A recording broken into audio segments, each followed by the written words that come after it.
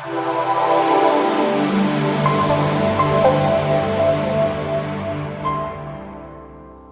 what's going on, my friends? Welcome to my YouTube channel. My name is Victor, and today I'm going to share with you 5 things I think you should know about this upcoming powerful and wonderful new moon we have on August 31st, 2019.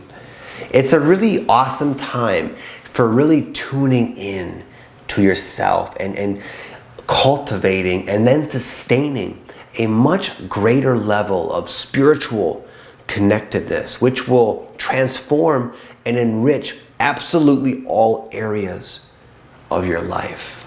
Your life is going to be arranging itself to promote your connectedness with yourself, with the flow of life. And in doing so, you'll find that your creative pursuits take on a more genius-like quality as you tap in now to more of your higher consciousness. The decisions you make in your life are going to become much wiser and better and just suit you better because they're going to be sort of influenced again by your higher consciousness. But that's something we're all sort of easing into, but there are adjustments that we're having to make in order to really create this aligned living lifestyle that is opening up for us right now. So you might feel a bit busy, you might have a lot of different things on your plate, you might be not sleeping very well, and it's okay. You might have big emotions kind of coming up to be released. So as we move into this really awesome and harmonious new way of life, you might also, again, be going through some adjusting, which is to be expected and normal, and certainly not new to you or me. Okay, but with all that said, I'm going to go ahead now and transition into the 5 things I'm going to share, which will bring a lot of clarity into what you might be experiencing right now at this very multifaceted. There's a lot going on. A lot going on, and this reading is designed to kind of help you understand what's going on so that you can get the most out of it.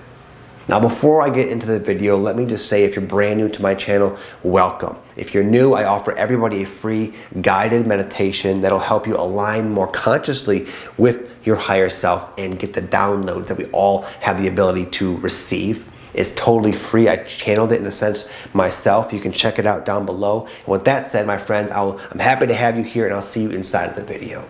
Number 1, I wrote down 3 words, and they're all the same. Busy, busy, busy. You might feel busy. You think, Vic? Yeah, it's a busy time. And I don't mean that like, even though I do mean you probably will have a lot on your plate and a lot of things to do, but there are times where it's almost like we plant a lot of seeds for a manifestation. And then all of a sudden they sprout at once, and it's like too much to deal with.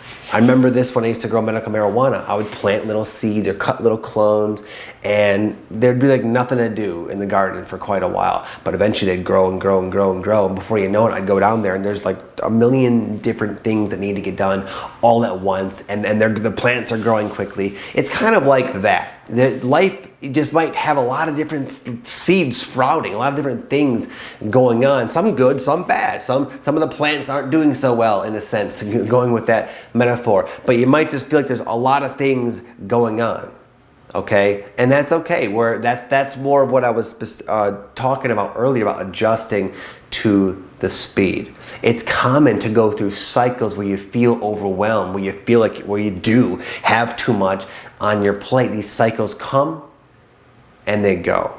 We're racy for a while and busy, but eventually we do our best. We get a handle on things, and then things balance out and settle down, and we become more adjusted to the new frequency, and our lives are more put together. All the different things calling for your attention in your life are calling your attention because so you can improve them, so you can rearrange things and get things back in order and back in balance. And even though it takes a lot of energy to do so, you're going to feel a lot better after the fact. I feel the same way. I go through these cycles just like you. In fact, the last few nights in a row, I've woken up every night at like 2:30 in the morning. And I'd wake up and my body would be tired, but my mind would just start racing. because there's just been so many things going on in my life. It's like my system is not really winding down because there's an overload of things to do. But I've learned that these cycles, again, they come and go, and they serve a very important purpose. So if you feel busy, if you feel like you got a million things going on, don't worry. Welcome to the club. It's part of the process. It'll balance out, and it implies good positive changes are going to quickly happen for you in your life. Number 2, one of the best ways, and in my opinion, the reasons why we get so busy is to sort of push us more into what I wrote down there, intuitive living. A lot of times, the overabundance of stuff to deal with in our life is very much mind created. A good percentage of it fairly unessential. If we can sort of live more in the moment and be more truly tuned in, which we all have the capability of doing, but more tuned in to what we need in this moment and really just be present. It's always obvious, right? You just kind of have a feel for it. But that will require relinquishing the control of your mind a little bit. And the mind loves to get in and create systems and philosophies and sort of insist upon all these different things. So it's very habitual for our mind to kind of get in the way. But we're living in a time where we can have peace. We can have harmony. We don't have to be spinning our wheels on overdrive if we can live more of an intuitive lifestyle. And I'll give you one example, which is kind of a good metaphor. So as you know, if you've been watching me, I've been really enthused about fasting. I've been doing fasts all the time. In fact, I did one like 2 days ago, a 48-hour fast. Just broke it last night. Been doing all these fasts, man, and I love it. And when I do longer fasts, like 3 to 5 days, I get into something called ketogenesis. That's where it's a different way of using your body. When your body starts using a different source of fuel. Instead of food and carbohydrates, it uses fat. And it's kind of a cleaner source of fuel. And when you're in ketosis, you feel very clear-headed, very like sharp and very energized. So anyway, point is, I thought, okay, I want to stay in the ketosis state for a while. So I was eating this keto diet for a little while, and for a time, it felt amazing. I felt amazing, but after a while, I started kind of craving carbohydrates again. And I also found that, you know what, this diet is really going to conflict with my love and passion of going out to eat. So I found myself with this inner resistance, like, oh, I love the keto diet, but it's not working in my life. And I had to kind of step back and say, you know what, Vic, you enjoyed it for a while and it worked for you. But now there are other things coming to the present moment which are making you have to reevaluate and make maybe a slightly different decision. And that's easy to do when I don't insist on saying, you know what, I found the keto diet, that's what I'm going to do. Okay, and I know in spirituality, and especially going through this awakening process, you, me, we go through a lot of different changes, a lot of new things come into our life that are exciting, temporarily extremely resonant and relevant, but then cycles change and new things come in, and it's good. We could have like a very exciting life, abundant with new fun experiences, if we don't try to cling to them with our mind and allow ourselves to live much more of an intuitive lifestyle. I found a great deal of the stress I've gone through my awakening has been very much self-created, because I've decided certain things that have come into my life need to stay. Now I try to let them come and go. Let them come and go. And this intuitive way of going through life will allow you to not get so backed up and so busy. And it's really, they're kind of working in harmony to create a much more harmonious life for all of us. Number 3, I wrote down tuning in and increased sensitivity. What I mean by that, it's a wonderful time to tune in to yourself. Kind of like what I was saying at the beginning of the video, where a lot of the things we want in life are within us. And I don't mean that in some kind of metaphorical sense. I mean, when we can really take time to just be with ourselves, uninfluenced by the stimuli of our daily lives, we can really find our center. We can really tap in to our creative potential and our creative energy and our soul's wisdom. And when we take time to tune in, then we can bring that connectedness, bring that wisdom into all that we do in our day. And you might find you're becoming more sensitive to the influences in your life that take you out of that tuned in state. What I mean by all of this, I'll give an example from my personal life.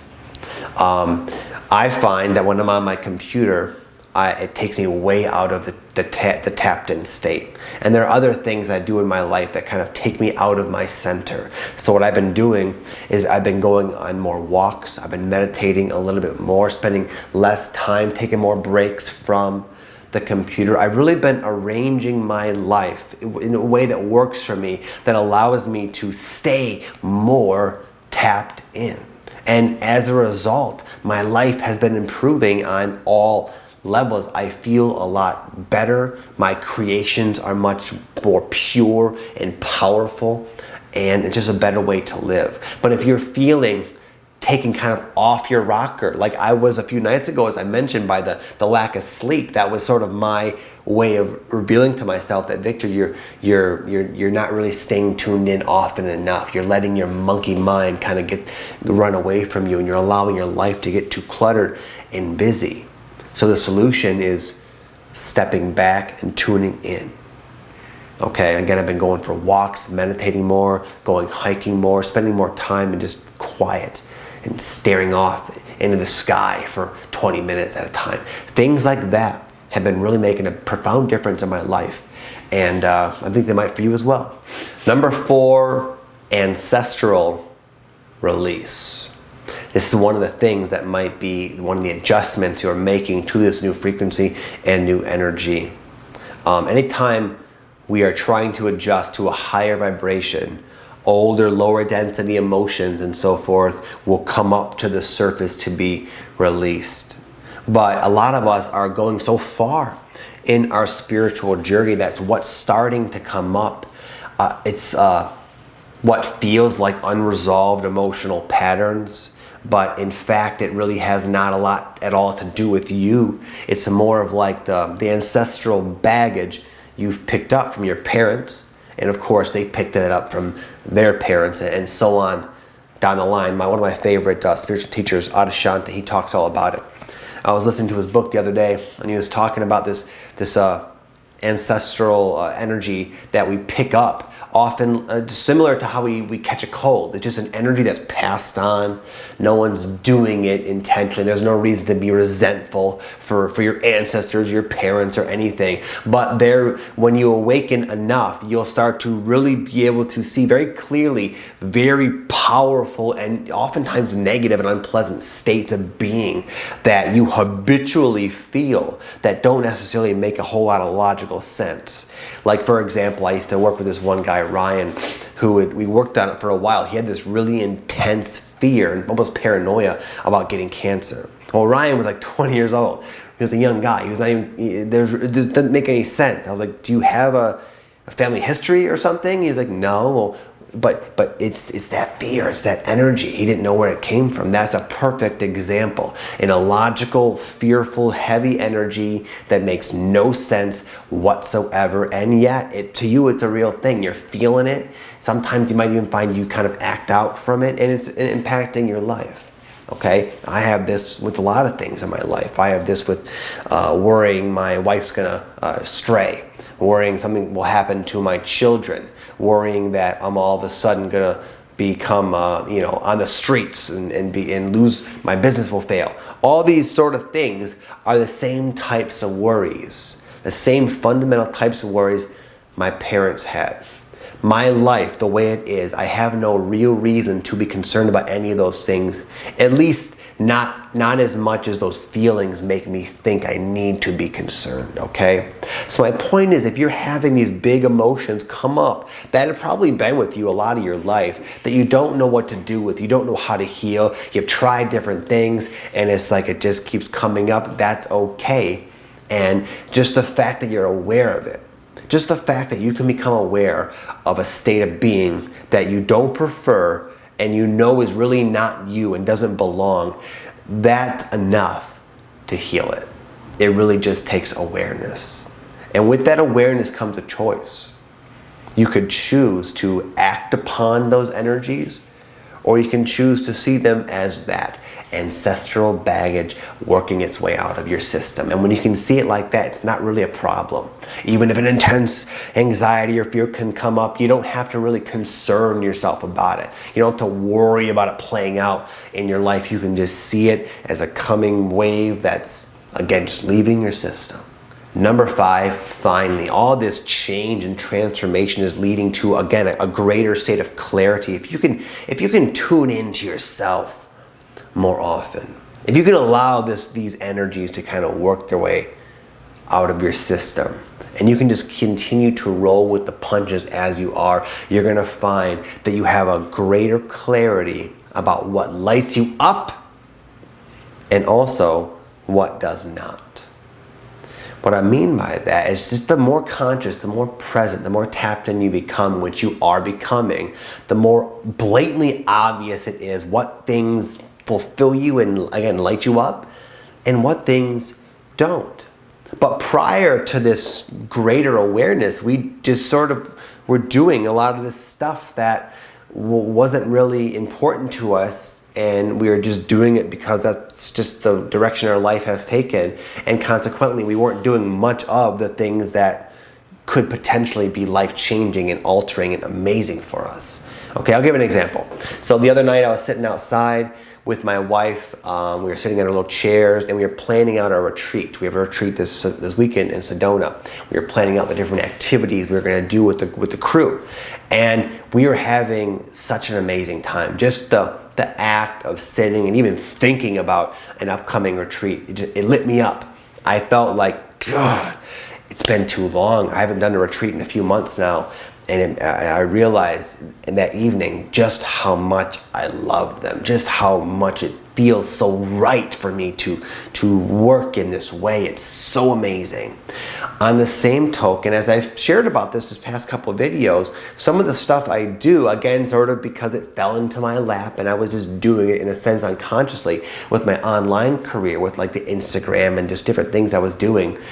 It was becoming more obvious that this stuff does not resonate. This stuff does not light me up. But this awareness allows me to double down on what really fuels me and start to omit the things that don't. And even if the things that don't make sense to do on paper, in the grand scheme of things, it doesn't make sense, because when you start to live your life in your optimal energy, that's what's going to bring you the maximum amount of joy, abundance, freedom, and all the things that are valuable and important to you. And a lot of times the things that most people do or most people would advise you do even maybe make sense on paper. If they don't resonate, you don't need them. They're not helping you. Okay?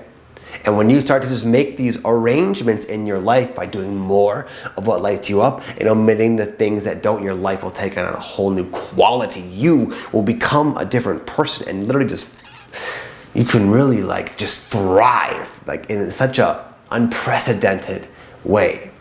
Okay, so some of these ups and downs are not fun. Feeling overwhelmed and busy and racing around is not easy. Making big life changes because you can now perceive how everything is affecting your energy field, that can be tedious at times, but all of it's leading to you coming into a greater depth of your own spiritual connection, which feels amazing, and giving you this dawning of awareness to see what really resonates and what really doesn't, so you can make your life be comprised of pretty much only things that light you up and make you feel amazing.